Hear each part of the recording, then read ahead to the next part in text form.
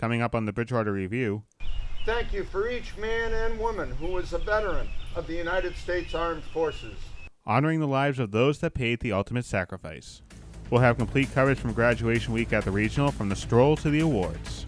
And today, we get to celebrate not only what each of us has accomplished as individuals, but what we have accomplished together as a class. And we'll tell you about the latest tool to teach kids about recycling and the partnership it came from. These stories and more coming up on the Bridgewater Review.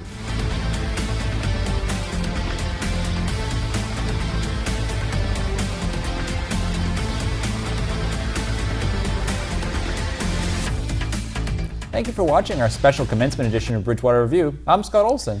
And I'm John Luck. Before we get to all things graduation, a quick wrap up on the local stories making headlines. A man wanted for skipping his court date in connection with assault on police officers was caught in a hotel room in Norton. Officers seized over 70 Xanax pills, 12 ounces of marijuana, drug packaging materials, and about $2,100 in cash from Michael Loudon. Police have been searching for Loudon for about a week. On May 24th, police responded to a 911 call where Loudon had resisted arrest, allegedly saying, quote, "Let's go for a ride," before using his body weight to push himself and officers down the stairs. The 20-year-old had posted bail and did not show up for his court hearing on May 25th. He is now being held without bail, pending his arraignment at Brockton District Court. Loudon is charged with 6 counts of assault and battery on a police officer, resisting arrest, disorderly conduct, and drug possession. A pair of break-ins occurred in a 5-hour span at the Mitchell School on South Street on June 2nd. According to Wicked Local, police responded to an alarm call and found a broken window when they arrived. 4 kids who ranged from 12 to 14 years old came out of the vacant school building and told officers they were responsible for breaking the window. Just 5 hours later, police went back to the Mitchell School for another alarm call, and this time they found an idling car that belonged to 20-year-old Garrett Wild. According to the report, Wild told police he was feeling nostalgic, being a former student, and wanted to see what the building looked like now. Wild was arrested on charges of breaking and entering into a building during the nighttime and trespassing charges, and each of the 4 kids from the first alarm call were charged with destruction of property, breaking and entering for a misdemeanor, and trespassing. On May 28th, residents from around town gathered on the Common to remember the countless number of men and women who paid the ultimate sacrifice for fighting for the freedoms that we have today.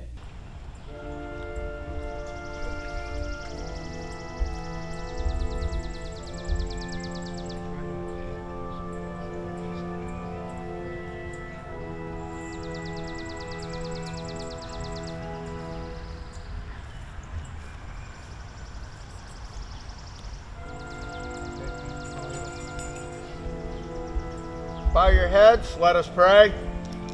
Our loving and most gracious God, as we are gathered here today, we would like to recognize and honor all United States veterans. As we honor them, we also honor you, our God, for it is your divine gift of freedom to us for which they have fought and died. We stand in your presence, humbled by the thought, by the enormity of their sacrifice for us. They have endured the burden of battle and have carried the wounds that guarantee us the right to gather publicly here right now. It is their victory and yours that allows us the opportunity to openly voice this very prayer. Our debt of gratitude to these heroes can never fully be repaid, but our efforts to do so must never cease. As a grateful nation, we renew today our commitment to honor and serve our veterans in life, to memorialize them in death, and to hold dear the values for which they sacrificed so much. Thank you for each man and woman who was a veteran of the United States Armed Forces. Thank you for each generation of Americans who has gone before them and will come after them. We ask that you would bless each one with health, with joy, with material needs and meaningful relationships, today and always. In your holy name, we pray. Amen. Amen.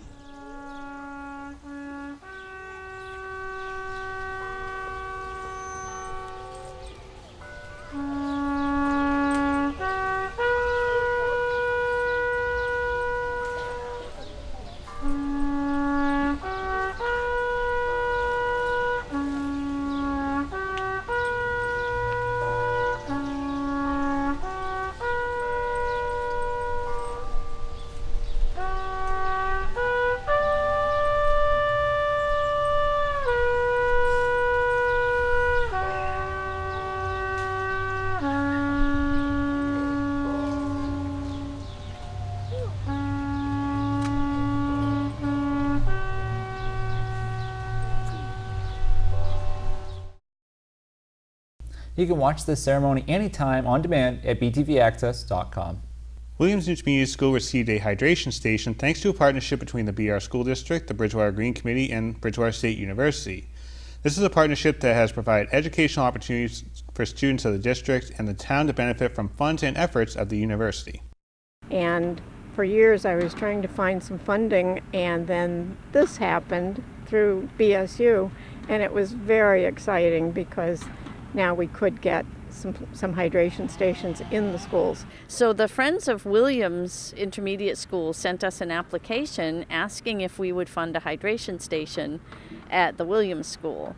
And it was a partnership with the Bridgewater Green Committee and with the intermediate school, and we thought this was a great partnership and a great idea because we like to support sustainability and educating students about that. The hydration station at the school is just the latest example of what this partnership has done for students from the regional school district. And my office is lucky enough to have received some funds from the president's office so that we can give out grant awards for partnership programs in the town. There's been a lot of projects that BSU has helped to fund, and we want to be a good neighbor to our host community and do as much as we can to, share resources and to benefit each other. We recently funded the mock car crash that was at the high school, teaching kids about the ramifications of drinking and driving and all of that. We also funded a greenhouse at the high school. Casey Pupek, one of the students there, he and his mom were instrumental in sending in the application, and the food that is grown in the greenhouse will be used in the life skills class for the lunches that they prepare. So we thought this was another great partnership and another great educational opportunity. The system installed at the intermediate school will allow students and staff at the school to refill their water bottles, saving on one-time use bottles in an effort to try and teach students about recycling while keeping them safe filtering the water as well. Even more important is the fact that there are filters in these hydration stations. They remove lead and particulates, and they have a safety system in them so that the water is good, and it's even better because of the filter. So that works well in some of these older schools. Although this hydration station is at the intermediate school teaching kids about recycling, overall littering is an issue that the district and the town are taking on. Yes, I have met with the Yes Club at the high school, and they do some great things. They try to be environmentally conscious all the time. I hope they can resolve our litter problem ultimately. The Green Committee is always trying to benefit the town by cleaning up the environment, whether it be litter or idling your car outside a school. We're kind of the police, but we're a small group, but we're a force. We keep at it, and hopefully it'll pay off in the long run. During the high school graduation, the senior class announced its gift to be a hydration station, giving the high school 2 stations. That gift and the graduation and more coming up after the break on our special Pomp and Circumstance version of Around the Regional. Adventure can be found anywhere, but the best place to start is in the forest. I spy something beginning with S. Snow? No. Snow-covered trees? Nothing to do with snow. Head outside to discover incredible animals and beautiful plants that come together to create an unforgettable adventure. Wow. So grab your loved ones. Don't even. And explore a world of possibilities. Come on, this way. Visit discovertheforest.org to find the closest forest or park to you. You've messed up your son's haircut. Mom? Do you A, try to fix it, Like it never happened. B, work with what you got, or C, show solidarity? Thank you, babe. As a parent, there are no perfect answers. But you don't have to be perfect to be a perfect parent. Thousands of teens in foster care will love you just the same. I am confident when I say our future is bright and in very capable hands. However far apart our paths may lead us, we will always be one team, one family. I am honored to present to you the class of 2018.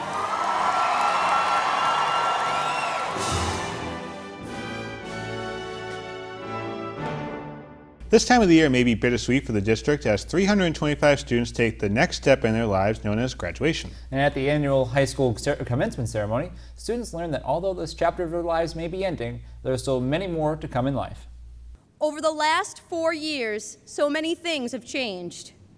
You entered through these doors as young, meek, scared freshmen, yet you stand before me today, older, more mature, and confident. You are ready and eager to take on that next stage of your lives. This is just the close of one chapter, because your lives are truly about to begin. Your first chapter was written, developed, and guided by the wonderful adults within your world. What makes this next chapter truly exciting, however, is the fact that you become the authors. When penning this next stage, you may experience a little trial and error along the way, and that is absolutely okay. The BR superintendent told the graduates that he believes there are 4 focal points that should be at the core of all of life's chapters, points he identified as the SWENDOG 4. Be your own person, be good dudes and dudettes, telling the graduates that the world needs good people right now. Hustle and compete, and the 4th focal point is to never lose sight from where you have come. There is nothing more important in life than family, friends, and a sense of community. For these relationships are your roots that have established the foundation in which future chapters will ultimately be written. No matter where life leads you, always be a loyal, caring, and compassionate member of your family, group of friends, and community. Class valedictorian Ryan Smith told the graduates that their paths were different growing up in different schools, but to appreciate the moments they shared while at the regional. During this time, we have shared in some amazing experiences. From being a part of Red Nation, cheering on the football team on cold, rainy nights, to giving standing ovations to every incredible rainwater show, and throwing on tie-dye shirts to support TJ Squared. But now, those 4 years have passed, and the time has come for us all to once again branch off and forge our own paths towards the future. Don't let the future cause you to forget about the past, because the past is what led you to where you are now and will lead you to wherever you end up. Today is the first step into a whole new world of excitement and opportunity. And as we enter that world, remember that no matter what happens in the future, these 4 years have united us and helped to mold us into the people we are today. Senior class president James Scow told the class that this was a unique and determined class and to be winners wherever they may end up. Today I want to recognize how proud I am of this class. We are BR, and we truly embody that sense of one team, one family. The halls of Bridgewater Rainham Regional High School will never again see a class like ours. The class of 2018 cannot be duplicated. My classmates, if I can leave you with one piece of advice before we go our separate ways, it would be to push yourself to new limits. Remember the climb it took to get where you are today, and never stop climbing, no matter how high that mountain may be. Class of 2018, again, I remind you of my words from 4 years ago. My first step would be winning this freshman election. However, I still find myself fast-forwarding to where I want to be our senior year.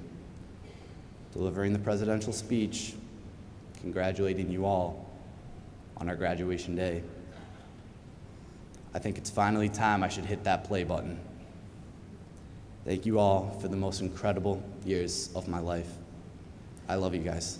Seniors participated in a number of events before graduation day, including a nostalgic trip through the past. Brian Berard has more. Bridgewater Rainham seniors took part in the annual Senior Stroll on Tuesday, the event which brings students back to their old schools. But before that, they got a special message from Superintendent Derek Swenson. First of all, I just want to say that we are all incredibly proud of all of you sitting here today. Okay? For the Rainham seniors, they went to Rainham Middle School, La Liberty, and the Merrill School, and the Bridgewater students went to the Williams Intermediate School and the Old Mitchell School. Congratulations, Class of 2018! For Bridgewater Review, I'm Brian Berard. Standing before you tonight, I feel a great sense of pride. For sitting amongst us are the best and brightest students that Bridgewater Rainham has to offer. On May 22nd, the district recognized students at the annual Academic Awards. Students were celebrated for achievements in art, English, history, science, music, and so much more. We get to celebrate a lot of hard work here, a lot of effort, a lot of perseverance. The students who are getting awards, they worked really hard over not just this year, but the last 2 years of their high school career, and it's commendable. Before the Academic Awards, the National Honor Society swore in its new members, while the current members lit candles to represent the 4 pillars of the NHS: scholarship, service, leadership, and character. President of the NHS, James Gow, described to the audience some of the volunteerism the group took part in, adding up to over 1,500 hours of community service for the school year. We are very proud of all our hard work that our chapter has done to make our BR community a better place. BR Principal Angela Watson and Superintendent Derek Swenson said that this was a night not just to celebrate the students, but to celebrate the parents and families as well. I would like to take a moment to thank all of the parents, family, and friends who are here with us tonight. For without your endless support and patience, these students would not be sitting in front of us. You should be just as proud of them as we are. Thanks for all that you do, parents, family members, and educators, in preparing these incredible students to take on the world. Looking throughout the auditorium this evening, I am confident when I say our future is bright and in very capable hands. During the awards, Ryan Smith was named as the class valedictorian, and Superintendent Derek Swenson read high praises to the crowd for the top of the class. Ryan has been one of the most naturally intelligent students who have ever graced the halls of Bridgewater Raynham Regional High School. Also happening around the regional, students from the district had an opportunity to see the inner workings of their town government. Juniors took part in the town's annual Student Government Day on May 31st at the Academy Building. Town Clerk Mary Lee Hunt swore everybody in and told the audience that this may be one of the most important levels of government, a notion that was seconded by State Representative Angelo D'Amelio. I will tell you as a local official, I think local town government is one of the most important things you can be involved in. I hope that's why you're here today, to find out more about it. It's the place that I think affects you the most. It's the one that's most accessible to you. You are our future leaders. You are our future first responders, our future town clerks, our future council people, future individuals that are going to take part in all kinds of municipal government. And as Mary Lee stated, the municipal government is the closest to the people and probably the most important government that represents the people, because they are right here doing important work for us. So I'm excited to see so many of you coming out. Well, a busy week for the district means a busy week for us here at the studio, and we have all of your graduation coverage available on channels 9 and 98, and of course anytime online at btvaccess.com. You can see the BR graduation with all 325 students on Channel 9 on Monday at 8:30 p.m., Wednesday at 7 p.m., and Thursday at 3 p.m., or on Channel 98 on Sunday night at 8:15 or Monday morning at 10 a.m. The Scholarship Awards are on Tuesday night at 8 p.m., Thursday night at 7:30, or Saturday morning at 10 on Channel 9. On Channel 98, you can see the awards on Sunday at 11 a.m., Wednesday at noon, or Friday afternoon at 1. We have more graduation coverage, including the middle school graduation, coming up later in the month online at btvaccess.com for on-demand replay. And when we return, we'll tell you how music may help extend your workout. And the BR Trojan spring sports season is coming to a close. We'll have a recap coming up.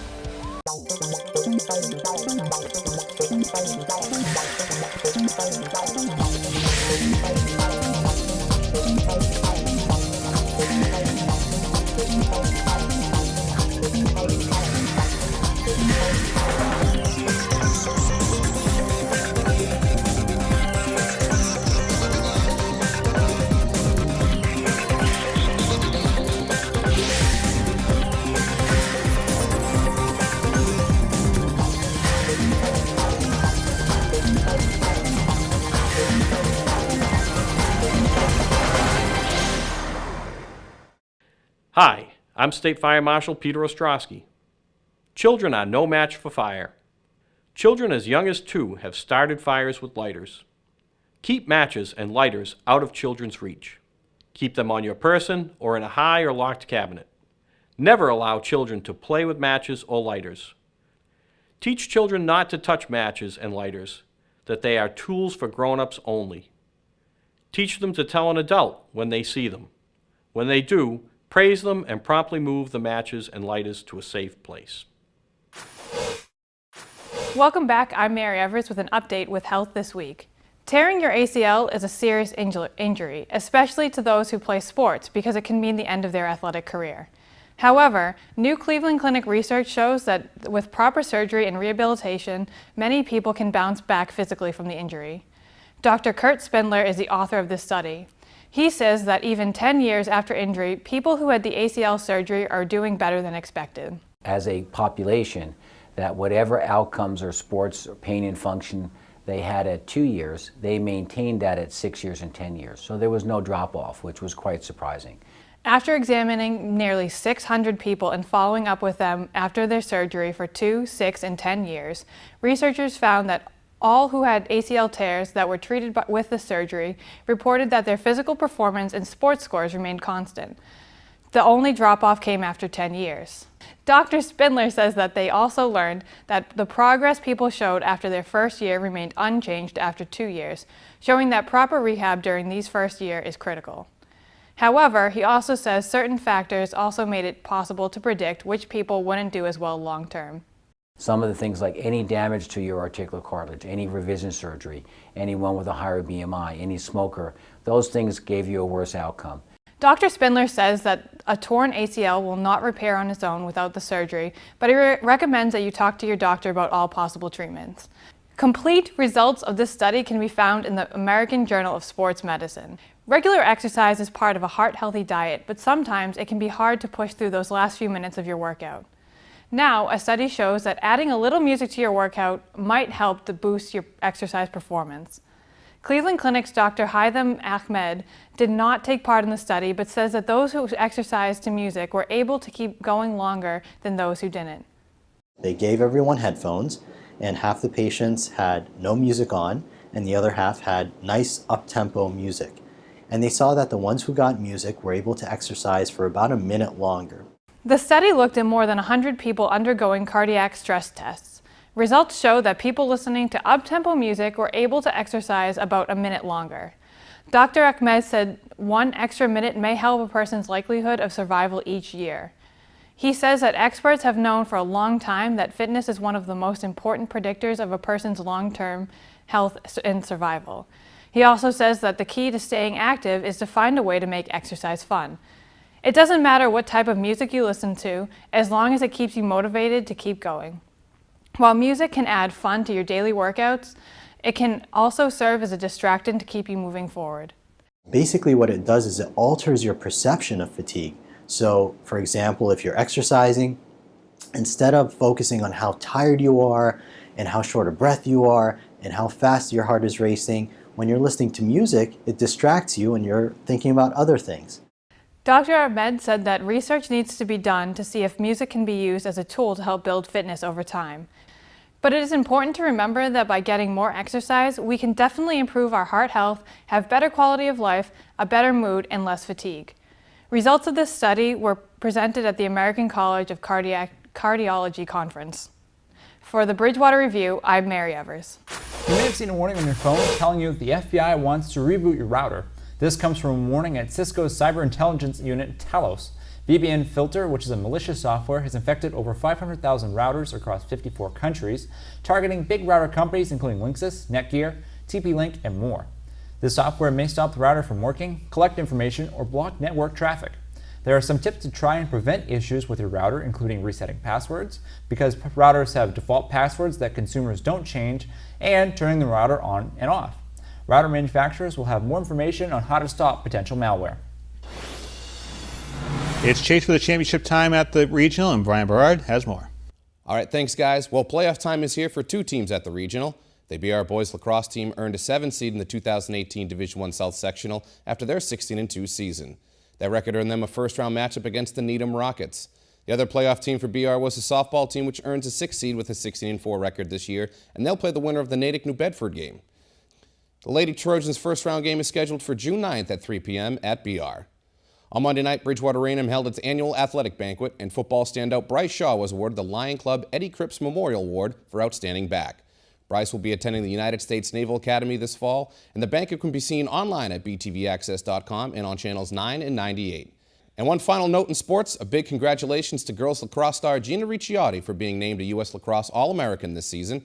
Ricciotti, who is only a sophomore, scored her 100th career goal this year. John and Scott, back to you. All right, Brian, thank you. The girls lacrosse team at the regional had their home schedule come to an end with a senior night matchup against Weymouth.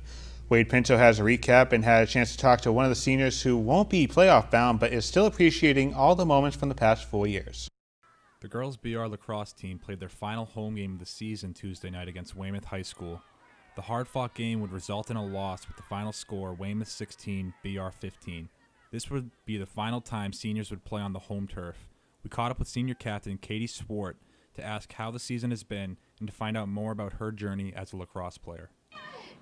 We had a good start. It's been rough, but I mean, we come here every day and we work our best and we try our hardest, and you know, it's been a lot of fun just coming here every day and spending time with the girls. This past year, just sort of overcoming what's been thrown at us and overcoming like when things don't go our way. The past few years, like last year, I'm definitely going to take away the good moments of winning the league 6-0 and taking home that championship. We were a very young team. There's only 4 seniors and only 5 juniors, so we took on a lot of freshmen and sophomore this year, and it's just teaching them the varsity experience, because you can't teach that, and it just comes with experience and time, and that's probably definitely one of the biggest things we've had to overcome this season. So I committed back in November to play lacrosse at Keene State College. I started lacrosse when I was about 7, and I played youth, and my mom coached me all through youth, so it was just like I loved it, and like it was a family thing. My brother played, and my brother played here, and just like growing up and playing with these girls for the past few years, like it's gonna be tough to leave, but I definitely just want to leave behind my leadership, and hopefully the juniors that are going to be captains next year can just carry on what me and my co-captain Riley have left behind, and just sort of be good leaders and show them what it means to be a team player. Turning to news and notes now, during the months of June and July, the Bridgewater Public Library will feature an exhibit by the Aldrich Astronomical Society in the Flora T. Little Art Gallery. The exhibit will feature jaw-dropping images from numerous astrophotographers, that's a big word right there. The society was founded in 1932 and is dedicated to promoting an understanding of the night sky. A meet and greet will be held on July 7th at 10 a.m. Music Alley is in full swing, and the organizers are looking for help setting up and breaking down from weekly performances. If you're interested in volunteering, you're asked to fill out a form that you can find at the link at the bottom of the screen. Volunteers are being sought for the Arts and Music Festival on July 4th. The event takes place from 10 a.m. to 3 p.m. Boyd & Quad at Bridgewater State University hosts the event that attracts people from across the area.